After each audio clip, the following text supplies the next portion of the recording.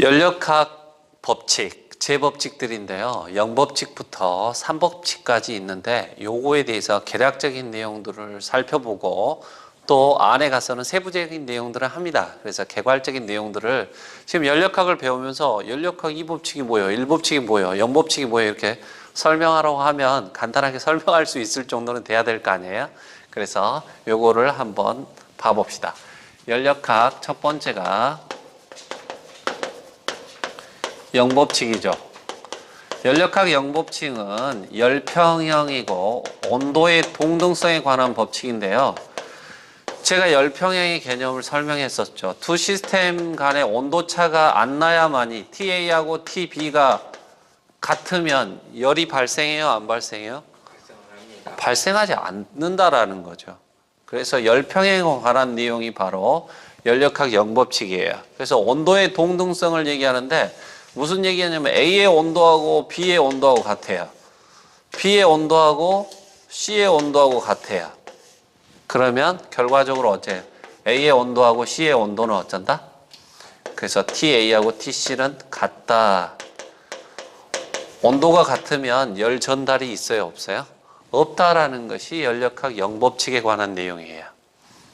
이해되셨죠? 그 다음에 연력학 1법칙이죠. 네. 연력학 1법칙. 사이클 변화 동안 요거는 사이클 적분이라고 해요. 무슨 내용이냐면 요게 그냥 적분이고요. 여기다 동그라미를 치면 한 바퀴 원상태로 돌아오는 걸 연력학 사이클이라고 그랬잖아요. 그래서 사이클 적분은 대Q는 이코르 사이클 변화 동안의 일량과 같다. 이게 바로 연력학 1법칙은 에너지 보존의 법칙이에요. 유체역학에서 여러분들 에너지 보존의 법칙이 뭐였죠?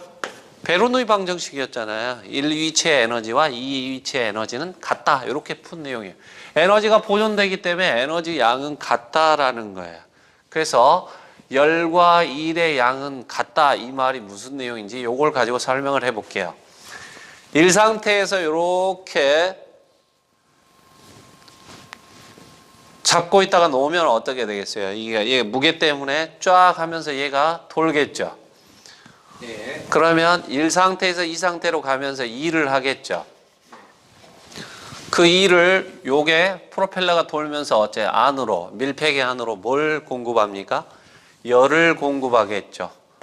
Q를 Q1, 2가 됐습니까? 네. 그러면 1 상태에서 2 상태로 갔을 때 일량과 열량은 같다. 사이클 변화하기 때문에 1에서 2로 간 것만 아니라 2에서 1로도 가야 되거든요. 그러면 가려면 어떻게 해야 되냐면 요 그림 자체가 정확한 그림인데 열을 빼내는 거예요. Q21은. 봐보세요. 요게 돌아가지고 열을 공급했잖아요. 이게 오른쪽으로 돌았다가 합시다. 열을 공급할 때. 그러면 열을 빼내면요. 좌측으로 돌아야 돼요. 반대로. 그게 논리적으로 역행하는 거잖아요. 제 말 이해하시겠어요? 그래서 1에서 2로 가면서 오른쪽으로 돌아가지고 열을 공급했다라면 열을 빼내면 좌측으로 돌아가지고 얘가 감아 올라가지고 원 상태로 돌아가야 된다니까요. 그게 바로 뭐겠어요, 여러분들? 사이클의 개념이에요. 그래서 사이클 변화 동안 열량 변화량은 뭐와 같다는 거예요? 네, 이게 불 때는 것만큼 일하는 거잖아요. 이게 아주 간단한 거예요. 그러니까 효율이 100%인 거죠. 불 때는 것만큼 일을 하는 거니까 여러분들 아침밥 먹고 일을 한단 말이에요. 밥 먹는 것만큼 일을 한다. 그러면 굉장히 효율적인 인간이죠. 그 사람도. 시간을 낭비를 안 하고 산다라면 그 굉장히 효율이 좋은 거죠. 에너지가 보존된다라는 거예요. 제 말 아시겠어요? 밥 먹고 모든 에너지를 공부하고 운동하고 이렇게 건전한 에너지로 쓴다라면 굉장히 좋은 거겠죠. 그래서 연력학 1법칙은 에너지 보존의 법칙을 다룬 거고 사이클 변화 동안의 열량의 합은 일량과 같다. 어려운 내용 아니죠? 에너지 보존의 법칙이다 라는 거예요. 그 다음에 연력학 제2법칙은 연력학 2법칙은 자연의 방향성을 제시한다는 거예요. 자, 그림에서 보듯이 열은 고온에서 저온으로만 전달돼요. 저온에서 고온으로 전달돼요, 안 돼요? 안 된다라는 거예요. 반드시 한쪽 방향으로만 진행하는 거예요, 여러분들. 사람도 나이 먹는 방향으로 계속 가고 있는 거예요. 안타깝지만 이거를 계속 젊어지는 방향으로 간다 그러면 저한테 데려오세요. 그 사람만 모시고 살아야 될 거 아니에요? 그래서 한쪽으로만 진행하는 이 자연의 방향성을 설명하는 것이 바로 연력학 제2법칙을 양쪽으로 표현한 값이 엔트로피예요. S가 엔트로피인데요. 그래서 에너지와 엔트로피에 관한 학문이다 이런 얘기를 했고요. 또 물은 높은 데서 낮은 데로만 흐르잖아요.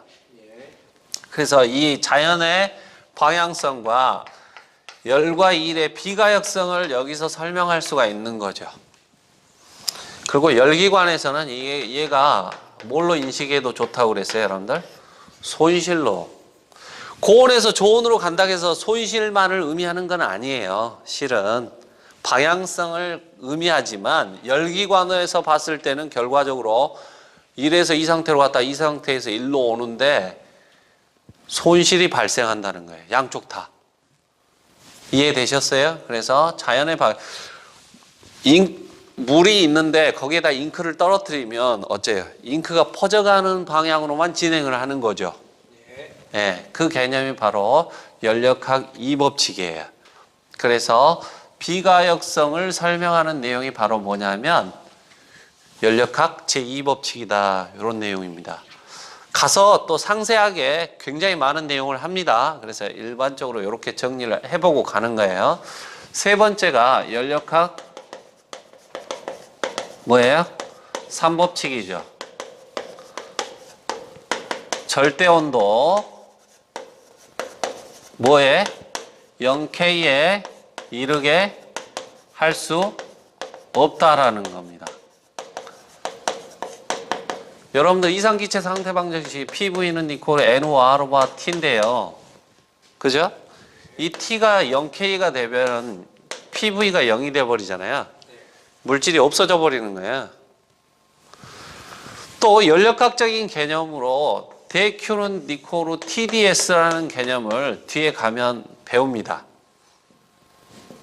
TDS를. 그러니까 열량 변화량 Q12를 구하라 그러면 1에서 2까지 TDS다. 만약에 온도가 일정하다라면 TS2-S1이 되겠죠.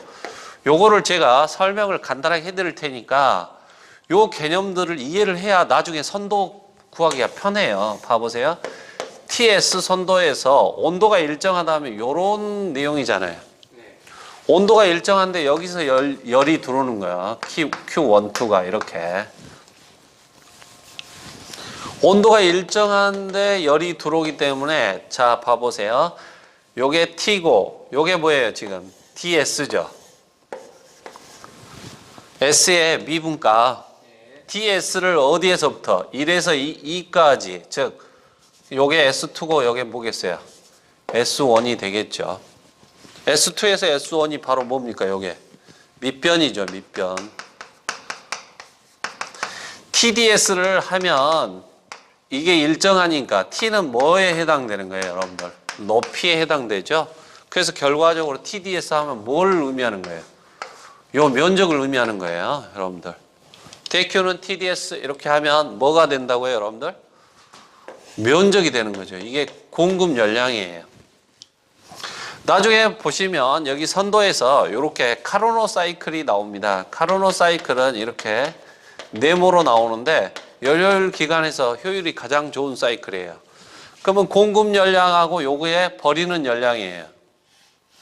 이게 지금 대Q는 TDS 이렇게 하면 요게 공급 열량이 나오잖아요. 전체 값이. TH가 일정하니까 TH에 S2-S1 하면 전체 공급 열량이 나오는 거예요. 그러면 요게 버리는 열이 있는데 지금 여기가 온도축이고 여기가 뭐예요, 여러분들? 0K잖아요. 계속 낮춰가면서 일을 시키는 거예요, 얘를. 이렇게. 계속 낮춰가면서 일을 해가지고 요 QL을 하나도 없애버리면 어째요? 공급량만큼 일을 시킬 수가 있는 거죠. 그죠? 근데 이 버리는 열이 꼭 0K까지 낮출 수 있다 없다? 결과적으로 여기까지 낮출 수가 없기 때문에 이게 반드시 QL이 존재한다는 거예요. 버리는 열이. 공급 열량이 100이면 70을 내연기관에서 버리고 있는 거야. 손실 때문에. 그러니까 결과적으로 얼마밖에 못하는 거예요. 30밖에 못하는 거예요. 이 양이 바로 비가역량이에요. 이 비가역량을 줄이면 줄일수록 어쩐다고? 효율이 좋아진다라는 거예요. 이해되셨어요? 그래서 절대온도 0K에 이르게 할 수 있다 없다? 없다. 이것이 연력학 3법칙이에요. 그래서 연력학을 배웠는데 1법칙, 2법칙을 설명해봐. 이렇게 하면 간단하게 여러분들 어째요? 이게 실제 어느 회사에서 면접을 볼 때 연력학 1법칙과 2법칙을 설명해봐. 이런 적도 있었다라는 거예요. 그래서 간단하게 여러분들 1법칙은 에너지 보존의 법칙이고 2법칙은 에너지가 보존되지만 쓸 수 있는 에너지와 쓰지 못하는 에너지 또 자연의 방향성을 제시하는 이러한 법칙이더라. 요거에 대해서 이제 상세하게 배워가겠죠. 됐습니까? 그 다음에 연구기간이 있죠. 연구기간. 제1종 연구기간이 있죠. 1종 연구기간은 그죠? 1종 연구기간이니까 연력학 1법칙에 위배되는 거야. 자, 에너지 보존의 법칙을 위배하는 내용은 뭘까요? 인풋을 안 주는데 일을 하는 거야. 아, 회사 생활을 하는데 봉급을 안 주는데 일을 해요. 그만큼 좋은 인력이 어디가 있겠어요? 무슨 말인지 알겠어요? 연력학 1법칙에 위배된다라는 거는 에너지 보존의 법칙을 위배하는, 즉 먹는 것만큼 일을 해야 되는데 먹지도 않고 일을 하는 거예요. 인풋이 없는데. 그게 바로 일종 연구기간이에요. 이해 갑니까? 요것도 시험에 언급된 적들이 있기 때문에 설명을 하는 거예요. 2종 연구기간은 2법칙에 위배된다는 거예요. 이 법칙은 결국 뭘 의미한다라고 그랬어요? 여러분들 열기관에서 보면 손실을 의미한다라고 그랬어요. 그래서 2종 연기구간은 연료효율 몇 %인 기관. 그렇죠. 연료효율 100%인 기관을 갖다가 뭐라 한다고? 예? 예. 2종 연구기관이라 한다 이 말이야. 알겠어요? 인풋 없이도 일을 할 수 있는 기관이 일종 연구기관이에요. 없는 기관이 연구 없다 이거죠. 연구 없다. 옛날 코미디에서 연구 없다죠. 그래서 일종 연구기관도 없고 이종 연구기관도 없는 거예요. 연료소율 100%인 기관은 어디가 있겠어요? 제 말 이해하셨죠? 네. 제 3종 연구기관이 있죠. 마찰이 적어가지고 운동은 계속하나 일을 발생할 수가 없는 거예요. 혹시 여러분들 안경점 같은 데 가면 이렇게 계속 돌고 있는 거 있죠? 네, 본 적이 있을 거예요. 계속 돌고 있어요. 근데 일을 발생시키기 위해서 축을 심는다든가 하면 바로 서버리죠. 그러니까 있으나 마나한 거예요. 예. 마찰이 적어가지고 운동은 계속하나 일을 발생할 수가 없는 거야. 이해되셨어요? 바퀴를 돌리려고 거기에다 축을 딱 심으면 멈춰버리겠죠. 그래서 계속 요런 트랙에서 여러분들 요런 거 봤을 거예요. 여러분들 이렇게 해가지고 세 개 해갖고 굴러갔다가 다시 굴러오고 계속 하죠. 그렇지만 여기다가 일을 발생하려고 축을 심으면 어떻게 되겠어요? 숴버리죠. 그러니까 이런 개념이 바로 뭐냐면 3종 연구기관이에요. 이해되셨죠? 그래서 시험에서는 뭐 주로 뭘 묻겠어요? 2종 연구기간 아니면 1종 연구기간을 묻는데 2종 연구기간을 제일 많이 물었겠죠. 그래서 요 개념을 이해하시면 요런 내용이 연력학 제법칙에 관한 내용이구나 이렇게 될 겁니다. 또 다음으로 가보도록 할게요.